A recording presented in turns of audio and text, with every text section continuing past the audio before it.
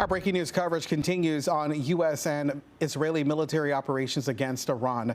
The U.S. military announced its first casualties since the military campaign against Iran began. The Associated Press says 3 U.S. Army soldiers operating with a logistics unit were killed in Kuwait. 5 more were hurt.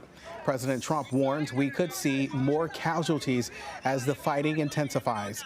Meanwhile, Iran is launching its own wave of attacks on Israel and other targets in the Middle East. Here's Willie James Inman.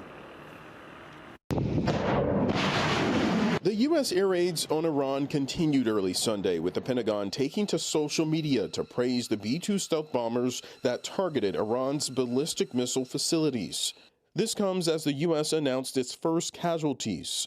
3 service members stationed in Kuwait were killed and at least 5 more injured since the campaign against Iran began. We pray for the full recovery of the wounded and send our immense love and eternal gratitude to the families of the fallen.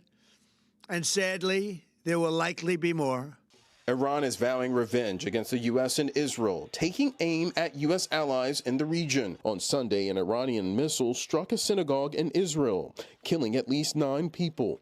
Iran also firing on cities throughout the United Arab Emirates. Global reaction to the Iran strikes is mixed. In Yemen, tens of thousands took to the streets, shouting anti-American and anti-Israeli slogans and burning U.S. flags.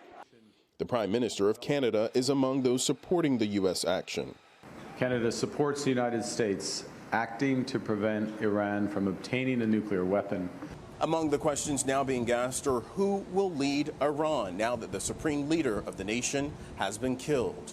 On Sunday's Face the Nation, Republican Senator Tom Cotton concedes the period of transition in Iran may be lengthy. There's probably a lot of jockeying inside of Iran right now.